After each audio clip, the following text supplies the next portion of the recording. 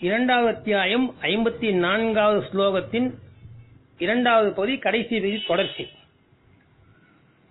சுத்தம் செய்யப்பட்ட உணர்வு மனதின் அடியில் மிக மிக பெரியதான உணர்வற்ற மனம் இருக்கிறது, அதாவது அன்கான்சியஸ் மைண்ட்.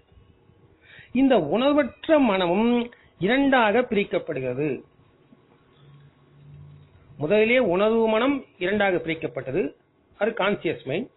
இப்பொழுது உணர்வற்ற மனம் அன்கான்சியஸ் மைண்ட் இரண்டாக பிரிக்கப்படுகிறது. உணர்வற்ற மனம் இருந்து கொண்டு மனம் உணர்வோடு கைவிடப்பட்டால் அந்த சமாதி பீஜ சமாதி.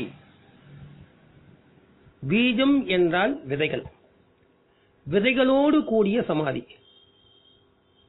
என்ன விதைகள்? வினைப்பதிவுகள் என்ற விதைகள் தான். மனம் மறைந்த பின்பும் எண்ணங்களின் நுட்பமான பதிவுகள், கடந்த பிறவிகளில் பதிந்த வினைப்பதிவுகள், இவைகள்தான் விதைகள். இன்னும் இருக்கத்தான் செய்கின்றன. இதுவே அசம்பிரஞாத சமாதி என்று சொல்கின்றார்கள். கெட்டவைகள் அனைத்தும் சம்பிரஞாதி சமாதியில் விடப்படுகின்றன. முதல் சமாதியில விட்டுறோம். நல்லவைகள் மட்டுமே இருக்கின்றன.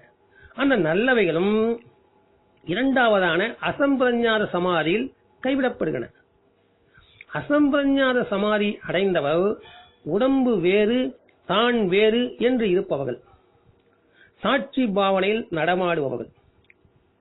பதஞ்சலி மேலும் சொல்கிறார், விதேகர்களும் பிரகிருதி லயர்களும் அசம்பிரஞாத சமாதி அடைகின்றார்கள் என்று.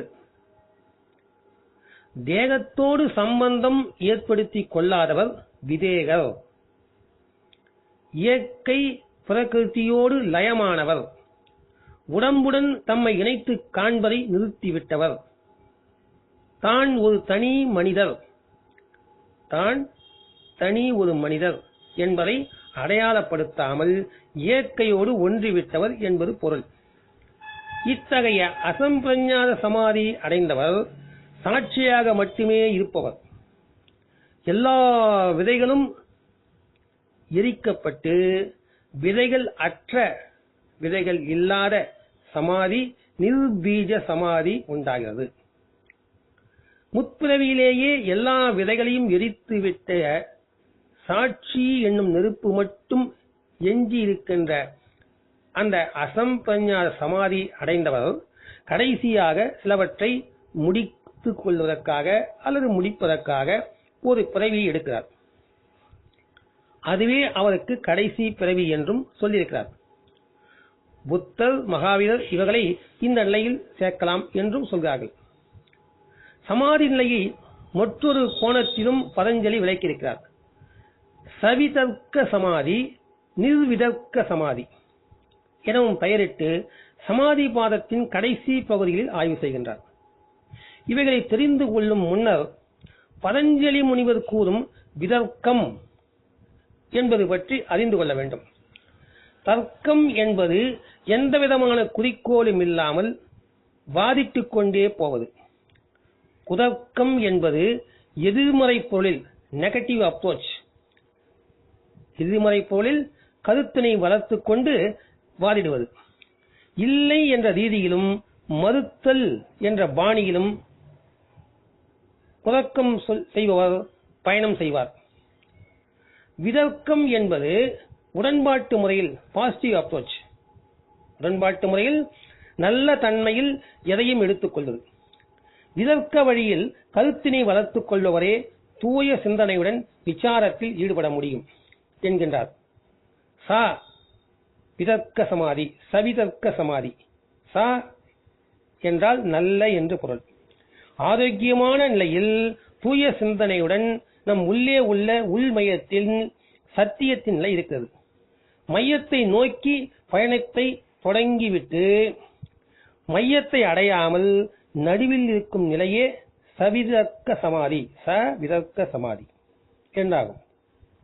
இதில் உண்மையை, சத்தியத்தை பிரித்து அறிய முடியாதவராக இருக்க நேர்கிறது. இங்கு தர்க்க மனம் செயல்படுகின்றது. உள் மையத்தை நோக்கி நெருங்குவதால் சில காட்சிகள் தெரிய துவங்கும். கடந்த காலத்தில் சொற்களினாலும் மத நூல்களில் இருந்தும் அறிந்த செய்திகளினால் இந்த இடத்தில் சிறிது குழப்பம் ஏற்படுகிறதாம். படித்ததினால் இந்த உணர்வு ஏற்படுகிறதா அல்லது உண்மையிலேயே காட்சிகள் கிடைக்கின்றனவா என்று பிரித்து உணர முடியாத நிலை. இது சமாதிதான், ஆனால் உயர்ந்த நிலை அல்ல என்றும் முதல் அடி என்றும் சொல்கின்றார்கள். இந்த முதல் அடி வருவதே மிகப்பெரிய கஷ்டம். நிர்விதர்க்க சமாதி என்பது அடுத்தது. இது தர்க்கமே இல்லாத நிலை, மையத்தை அடைந்துவிட்ட நிலை, சாஸ்திரங்கள் தேவைப்படாத நிலை, இறைத்தன்மையை அறிவினாலும் அனுபவத்தினாலும் இல்லாமல் வெறுமனே மையத்தில் இருந்து கொண்டு பார்க்க முடிந்தால் அது நிர்விதர்க்க சமாதி என்கின்றார்கள். பதஞ்சலியும் சொல்கின்றார். இதில் எப்படி இருக்கிறதோ அப்படியே எடுத்துக் கொள்வது. சவிதர்க்க சமாதியில் நம்முடைய கருத்து சேர்ந்து செயல்படுகிறதாம். அறிவுடைய கருத்துக்களோடு உண்மை நிலையை ஆராய்வது. இங்கு பொருள் இருக்கிறது, ஆனால் நிர்விதர்க்க சமாதியில் இருக்கின்ற நிலையை அப்படியே ஏற்று அதற்கு இணங்க இருக்க முயற்சி செய்வது. இது சுத்தமான வெறும் பார்வை. இதுவும் கடைசியானது அல்ல. நிர்விதர்க்க சமாதியில் அறிவு அனுபவத்தை கைவிட்டு நிற்க வேண்டும். அங்கே அறிவோ அனுபவமோ செயல்படக்கூடாது. குழந்தையின் கண்களோடு பார்க்க வேண்டும். நிபுணர்களின் கண்களால் காணக்கூடாது. குழந்தைகளின் கண்களில் ஆய்வுத்தன்மை இருக்காது, கருத்து எதுவும் எழாது. நிபுணருடைய கண்கள் சிறியதிலும் பிரித்து பிரித்து பார்த்து பல முடிவுகளை அறிவிக்கும். அந்த தன்மை நிபுணருடைய கண்கள் இருக்கிறது. குழந்தைகளின் கண்களில் ஆராயக்கூடிய தன்மை கிடையாது. அறிவும் அனுபவமும் நிபுணத்துவம் இல்லாமல் கருத்து ஏதுமின்றி பார்க்க முடிந்தால் நிர்விதர்க்க சமாதி கூடும் என்பதே பதஞ்சலியின் கூற்று. மரம் ஒன்றை பார்க்கின்றோம். பச்சை பசேலென இலைகள் இருக்கின்றன. சில கிளைகளில் சில இலைகள் உதிர்ந்து போயிருக்கின்றன. ஓரிரு சிறு கிளைகளில் இலைகள் உதிர்ந்து சிறு கிளைகள் மட்டுமே காட்சியளிக்கின்றன.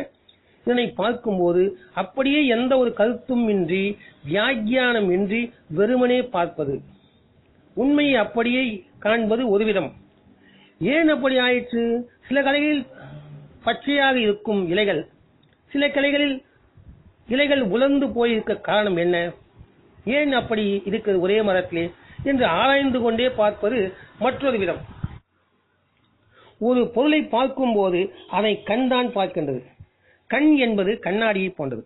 எது கண்ணில் படுகிறதோ அந்த காட்சியைத்தான் காட்டுகிறது.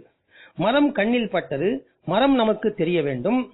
ஆனால் உலர்ந்திருக்கின்றன, உதிர்ந்திருக்கின்றன என்று காட்சியுடன் கருத்து எழுகின்ற பொழுது கண் மட்டும் பார்க்கவில்லை, கண்ணோடு கண்ணின் பின்புறம் மனம் இருந்து கொண்டு பார்க்கிறது. அதனால்தான் கருத்து, மதிப்பீடு, தீர்ப்பு இவையெல்லாம் எழுகின்றது. இப்படி பார்த்தே ஜென்ம ஜென்மமாக பழகிவிட்டோம். இதனால் மனம்தான் கண்ணுக்கு பின்னால் இருந்து பார்க்கிறது என்பதை பிரித்தறிய முடியாத நிலையில் அனிச்சை செயலாக நாம் பார்த்து கொண்டே காலத்தை ஓட்டுகிறோம். இதை தெரிந்து கொண்டு காணப்படும் பொருளில் இருந்து கருத்து எழாமல் மதிப்பீடு இன்றி கண்ணால் மட்டும் பார்க்க பழக வேண்டும். மரம் என்றால் பச்சை இலைகளும் இருக்கும், காய்ந்த இலைகளும் வெற்று கிளைகளும் இருக்கும். தோப்பு என்றால் குயிலும் இருக்கும், மயிலும் இருக்கும், குரங்கும் இருக்கும். இவைகளை காணும் பொழுது கருத்து எழாமல் மதிப்பிடாமல் அதனை வார்த்தைகளால் சொல்லாமல் அல்லது எண்ண அலைகளால் மனதில் நினைக்காமல் காணப்படும் பொருள் இருக்கின்ற அந்த தன்மையை, அந்த காட்சி அப்படியே ஏற்றுக்கொண்டு வெறுமனே பார்க்க வேண்டும். உலக வாழ்வில் கணந்தோறும் நிமிடந்தோறும் நொடிதோறும் நாம் எதையாவது பார்த்து கொண்டுதான் இருக்க நேர்கிறது. அவைகளை எல்லாம் இப்படி வெறுமனே பார்க்க பழக வேண்டும். இந்த பழக்கம் தொடர்ந்தால் சமாதி நிலைகளில் உண்மை நிலையை, இறைத்தன்மையை வெறுமனே தர்க்க வார்த்தைகள் இல்லாமல் கவனிக்க மிகவும் உதவும். இந்த இரு சமாதி நிலைகளுக்கும் மேலாக இரு நிலைகளை பதஞ்சலி குறிப்பிடுகின்றார். ஒன்று சவிச்சாரம், 2 நிர்விச்சாரம். சவிதர்க்க சமாதியின் உயர்ந்த நிலை சவிச்சார சமாதி, நிர்விதர்க்க சமாதியின் உயர்ந்த நிலை நிர்விச்சார சமாதி. சவிதர்க்க சமாதியில் பகுத்து அறிகின்ற தன்மை இருக்கிறது. இதனை தொடர்ந்து பழகினால் சவிச்சார சமாதி தோன்றும், அதாவது ஆராய்ச்சி சிந்தனையுடன் கூடியது. நிர்விதர்க்க சமாதியில் வெறும் பார்வை மட்டுமே. இதனை தொடர்ந்து பழகினால் நிர்விச்சார சமாதி, அதாவது விச்சாரம் சிந்தனை இல்லாத நிலை. சவிதர்க்கம் நிர்விதர்க்கம் இவைகளில் உயர்ந்த நிலையான சவிச்சார நிர்விச்சார சமாதிகளில் தியானிக்கப்படும் பொருள்கள் மிக மிக நுட்பமானதாக ஆகிறது. சவிச்சார சமாதியில் காண்பான் காணப்படும் பொருள் இரண்டுமே இருக்கிறது. பொருள் கண்ணுக்கு நுட்பமாய் தெரியாவிட்டாலும் பொருள் பொருளே. தூல வடிவில் இல்லாமல் இருக்கலாம். ஒரு வகையில் மனமும் ஒரு பொருளே, எண்ணமும் ஒரு பொருளே, ஆற்றலும் பொருளே. இதிலும் இருமை துவந்துவம் மறைவதில்லை. நிர்விச்சார சமாதியில் காண்பவனும் காணப்படும் பொருளும் மறைந்துவிட்ட நிலை. பார்ப்பவன் யார், பார்க்கப்படும் பொருள் எது என்று பேதம் தோன்றாத நிலை. துவந்துவம் கடக்கப்பட்ட நிலை. அங்கே ஆற்றல் நுண்மையாக மாறிவிட்ட நிலை. முதலில் உருவத்தை தியானிக்கலாம், அதிலிருந்து அருவத்திற்கு செல்லலாம். ஜோதியை தியானிக்கலாம், பின் வெளிச்சத்தை மட்டும் நினைத்து பார்த்து தியானிக்கலாம். மந்திரத்தை உச்சரித்து தியானிக்கலாம். மந்திர ஜபம் உறக்க சொல்வதிலிருந்து விடுபட்டு அதன் ஒலியை மட்டும் மனதில் எண்ணி பார்க்கலாம்.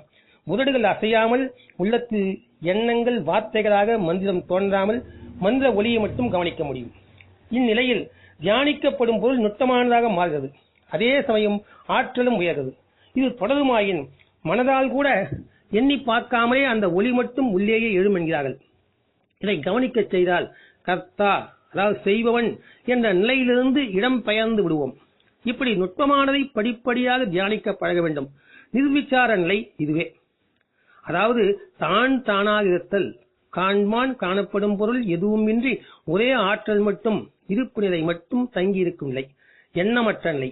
நிர்விச்சார சமாதியில் வெறுமையில் இருக்கிறோம் என்ற நுட்பமான எண்ணம் மட்டும் எஞ்சிருக்கலாம். இதனை, அதாவது இந்த எண்ணமற்ற நிலையை நான் அடைந்து விட்டேன் என்று தோன்றுமாயின் நிர்விச்சார சமாதி முழுமை அடையவில்லை என்றே பொருள். அந்த கணத்தில், அந்த கடைசி கட்டத்தில் அந்த வெறுமையும் தூக்கி எறியப்பட வேண்டுமாம். அங்கே ஒருமை நிலை இருக்க வேண்டும், இருப்புத்தன்மை மட்டுமே இருக்க வேண்டும் என்று சொல்கிறார்கள். அடைந்தோம் என்று உணரக்கூடாது, தான் தானாக இருக்க வேண்டும்.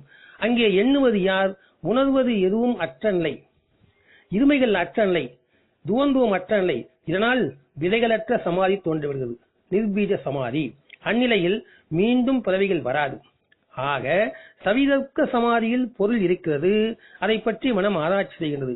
அறிவும் பகுத்தறிவும் தத்துவமும் செயல்படுகின்றது. நிர்விதர்க்க சமாதியில் பொருள் இருக்கிறது, ஆனால் அதை பற்றி சிந்திப்பது இல்லை, கவனம் மட்டுமே குவிந்திருக்கிறது. சவிச்சார சமாதியில் ஆராய்ச்சி மனம் இருப்பதில்லை, சுத்த சிந்தனை மட்டுமே இருக்கின்றது. சாட்சியாக வெறுமனே பார்த்துக் கொண்டிருப்பது இருமை கடக்கப்படாத நிலை. நிர்விச்சார சமாதியில் பொருள் நுட்பமாக மாறிவிடுகிறது, வெறுமை வந்துவிடுகிறது. உள் மையத்தில் தன்னை நோக்கி திரும்பிவிட்ட நிலை. தன் மீதே, தன் இருப்பு தன்மை மீதே குவிந்து விடுவது, அதாவது தன் மீதே கவனம் குவிந்து விடுவது. இருமைகள் துவந்துவம் கடந்த நிலை, எண்ணங்கள் அற்ற நிலை. இது என்று கூட எண்ணாமல் தான் தானாக இருக்கும் ஒருமை நிலை. எண்ணங்கள் அற்ற நிலை என்பதை கூட எண்ணாத நிலை. இதுவே இறுதியான சமாதி. இதனை அடைந்து விட்டால் பிறவிகள் தோன்றாது. இந்நிலையில் ஆன்மீக ஒளி ஒளிர்வதாக பதஞ்சலி கூறுகின்றார். அறுதியான சமாதியை அடைய படிப்படியாக ஒரு பொருளில் இருந்து நுட்பமானதைக்கு உள்ளே செல்ல வேண்டும். வடிவத்திலிருந்து, பெயரிலிருந்து, மந்திரத்திலிருந்து, ஒளியிலிருந்து விடுபட்டு படிப்படியாக உருவம் இன்மை, வெறுமைக்கு செல்ல வேண்டும். இப்போது சமாதி எவ்வளவு கடின முயற்சிக்கு பிறகே வாய்க்கும், அதாவது எவ்வளவு கஷ்டத்துக்கு பிறகு இது வரும் என்பதை ஓரளவுக்கு புரிந்து கொண்டிருப்பீர்கள். பல்லாயிரக்கணக்கான மைல்கள் தேசிய நெடுஞ்சாலையில் நடந்து சென்று அடைய வேண்டிய ஒரு இடத்தை சமாதி என்று வைத்துக் கொண்டால், அந்த தேசிய நெடுஞ்சாலையில், நேஷனல் ஹைவேஸ்ல இணைக்கக்கூடிய ஒரு தார் சாலை, இந்த சாலையை இணைக்கும் ஒரு கிராமத்தின் மண் சாலை, இந்த மண் சாலையில் கூட நாம் நிற்கிறோமா, அதாவது அந்த மண் சாலையில் நாம் முதலில் நிற்கிறோமா என்பது சந்தேகமே. மண் சாலையில் சென்று தார் சாலையை அடைந்து அதில் நடைபயணம் மேற்கொண்டு நெடுஞ்சாலையில் பயணம் தொடங்க வேண்டும். சற்று சிந்தித்து பாருங்கள் நம்முடைய நிலைமையை, தியானத்தின் தன்மை. ஆக தியானம் என்பது ஏதோ அரை மணி அல்லது ஒரு மணி நேரம் மட்டும் ஆசனத்தில் அமர்ந்து ஒரு பொருளை தியானித்தால் சமாதி கிட்டிவிடாது. எண்ணமற்ற நிலையை அடைய வாழ்வின் ஒவ்வொரு கணந்தோறும், ஒவ்வொரு கணந்தோறும், நிமிடந்தோறும் மிகுந்த பிரயாசையுடன், சிரத்தையுடன், விழிப்புணர்வோடு, திடமான பிரஜை தன்மையோடு செயல்பட துவங்கி பழகி வர வேண்டும். விழிப்பில் பிரஜைத்தன்மை எல்லா செயலிலும் கைவரப் பெற்றால்தான் கனவில் விழிப்புணர்வை கொண்டு வருவது சுலபம். கனவிலும் நாம் கனவு காண்கின்றோம் என்று உணர்ந்து கொண்டே உணர்வுடன் இருப்பது சாத்தியமாகும். இவ்வாறு விழிப்புணர்வை படிப்படியாக அதிகரித்துக் கொண்டே செல்வதால் ஒரு கட்டத்தில் சாட்சி பாவனை எட்டப்படும். அப்போது தைலதாரை போல வாழ்வில் எப்போதும் விழிப்புணர்வு, பிரஜை உணர்வு தானாகவே தொடரும். அப்போதே சமாதி. தொடர்ந்து பார்க்கலாம். ஓம் தத்சத் ஸ்ரீ கிருஷ்ணாய பரபிரம்மணே நமக.